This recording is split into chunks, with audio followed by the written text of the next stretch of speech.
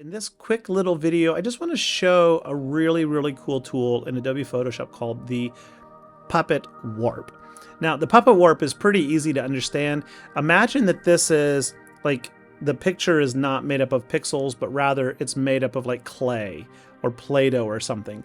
What the Puppet Warp does is it allows you to put little pins in it so that certain parts of your picture do not move, while you can grab other pins and pull them around to kind of warp and distort your picture. So it's pretty simple overall. Now, the first thing though I like to do actually is I like to take a picture like this and get rid of the white background. I want the transparency.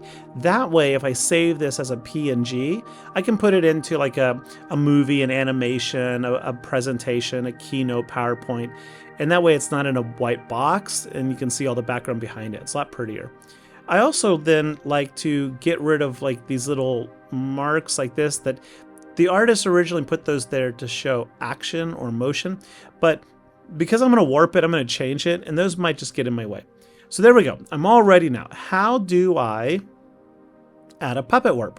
So you go to the edit menu, you go down to puppet warp, and it creates a little mesh out of triangles all across your picture. Refreshing.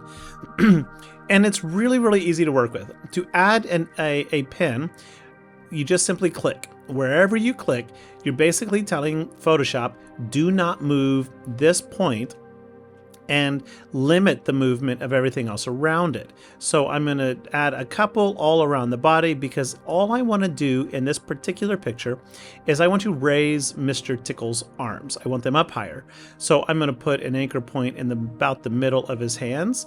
And then I'm going to put some anchor points down around the bottom where they bend. And now to move it, I just grab an anchor point like so and move it. So I just pull that one up, I pull that one up, and now Mr. Tickles is reaching up higher. And the bend, I don't really like that. So we're going to raise the bend up on this arm, we're going to raise it up on this arm, and then I'm going to take out a little bit of the bend there, so he's reaching in towards himself. So I'm just clicking, adding an anchor point, and then doing that. So now it kind of looks like Mr. Tickles is hugging, right? I can overlap this or underlap it. Photoshop tries to anticipate which one you want. See, if I go over, we can see him reaching on top of it. It's pretty cool. It's not perfect, but it's pretty cool. If I wanted to do something like move the hat, this gets a whole lot trickier.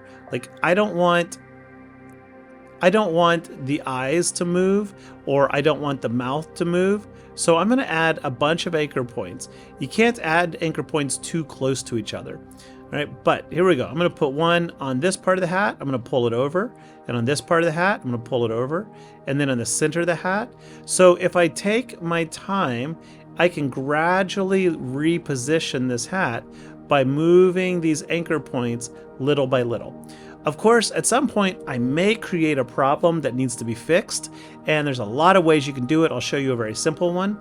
But when you're done reshaping and editing your picture however you want it to go, to save that, all you do is click this check or press return on the keyboard.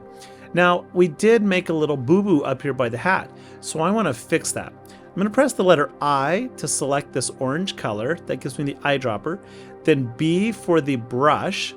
And I'm going to pick a brush size that's a little bit bigger. And I am just going to carefully try to paint away and smooth this out.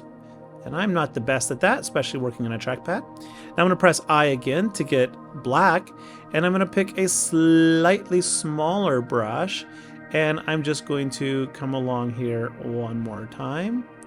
And I don't really like what I just did there. I just wanted to kind of like thicken this part out a little bit. Woo! Good enough. It's not perfect, but it works, right? Cleaned it up a little bit. So you might want to apply that kind of a quick just paint over for any simple little job. That's all you got to do. Okay? So now I'm ready to save this as a PNG so that it preserves all these checkers.